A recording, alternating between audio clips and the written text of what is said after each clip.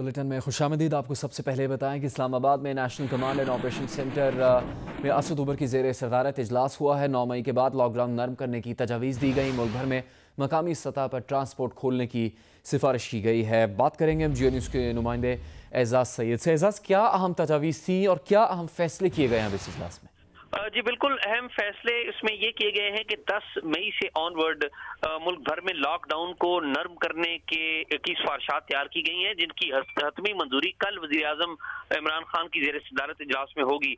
जो अहम सिफारिशात इसमें दी गई हैं उसमें जो दुकानें हैं मुख्तलिफ उनको खोलने का जो वक्त है उसमें इजाफा किया गया है और बताया गया कि दिन 11 बजे से लेकर शाम 5 बजे तक दुकानें खुली रहेंगी और इसी तरह शाम 8 बजे से रात 12 बजे तक दुकानें खुली रखी जाएंगी। और ईद से मुतल्लिक जो दुकानें हैं उनको भी खोलने की इजाजत दी गई है, क्योंकि वो ईद की ताकि लोग जो ईद की खरीदो फरोख्त है वो कर सकें। साथ ही साथ ये बात जोर देकर कही गई है कि जो बड़े शॉपिंग मॉल्स हैं उनको ना खोला जाए और जो छोटी दुकानें हैं उनको खोला जाए। साथ ही साथ सिफारिश की गई है कि pipe mills, electrical cables, switch gears, steel और एल्युमिनियम से मुतल्लिक जो सनतें हैं उनको खोल दिया जाए, इसकी सिफारिश भी की गई है। सैनिटरी से मुतल्लिक जो कारखाने हैं, बर्तन बनाने वाले कारखाने, पेंट, हार्डवेयर स्टोर्स, इनको खोलने की सिफारिश भी की गई है। जी तो एजाज, अंदरूनी मुल्क परवाज़ों के मुतालिक भी बात हुई है इस इजलास में? जी बिल्कुल, अंदरूनी मुल्क परवाज़ें खोलने के हवाले से असूली तौर पर इस बात पर इत्तफाक किया गया है चारों सूबों की तरफ से। और इस इजलास में जो बैठे शुरका हैं उन्होंने भी इस बात पर इत्तफाक किया है कि SOP फॉलो करते हुए अंदरूनी मुल्क जो परवाज़ें हैं उनको खोल दिया जाए, ताकि जो बैनुल सूबाई आमदोरफ्त है और अहम जो लोग हैं, लोगों के अहम जो कारोबार हैं, उसके लिए कम्युनिकेशन का सिस्टम है वो खुल सके। ताहम हतमी फैसला कल वज़ीर आज़म की बहुत शुक्रिया इस मालूमात के लिए एजाज सैयद।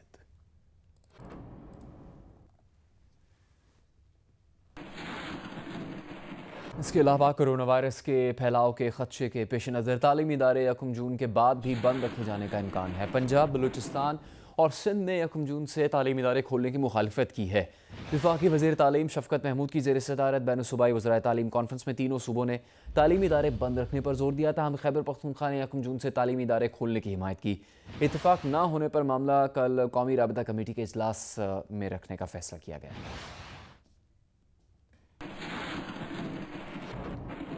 सूबाई वज़ीर सईद खानी का कहना है कि लॉकडाउन से मुतालिक फैसलों पर वफाक को क़यादत करना चाहिए, वो अमल दरामद करेंगे।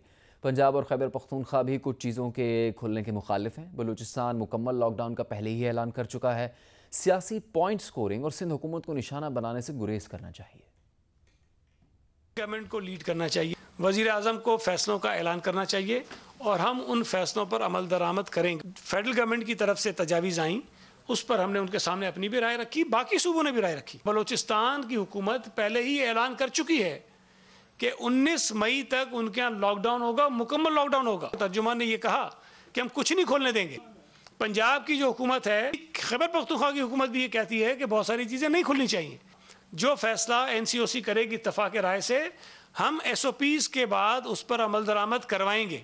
लेकिन यहाँ कुछ लोग जो इस पर पॉलिटिकल पॉइंट स्कोरिंग करते हैं, सिंध हुकूमत को निशाना बनाते हैं, मैं उनसे गुजारिश करता हूँ कि आप पहले PTI की वफाकी हुकूमत से, खैबर पख्तूनख्वा की हुकूमत से, पंजाब की हुकूमत से भी बात कर लें। अगर वो वही कह रहे हैं जो हम कह रहे हैं तो फिर मेरा ख्याल है जहाँ 2 गाली हमें देते हो तो उनको भी दे दिया करो।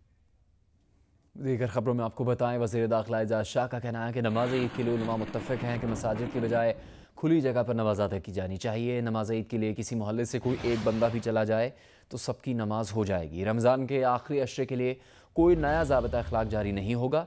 एजाज शाह की एक मस्जिद में कम से कम लोगों के एतकाफ़ की अपील।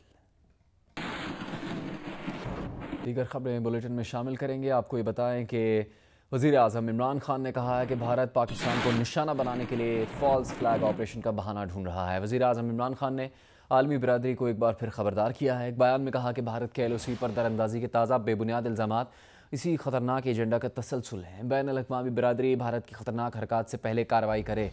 भारतीय कब्जे के खिलाफ कश्मीरियों की मज़ाहमत भारतीय मज़ालिम का बराह रास्त नतीजा है। भारत की जानिब से LOC की खिलाफ वर्जियों का सिलसिला जारी है, जिस पर पाकिस्तान की जानिब से मुसलसल एहतजाज किया जा रहा है।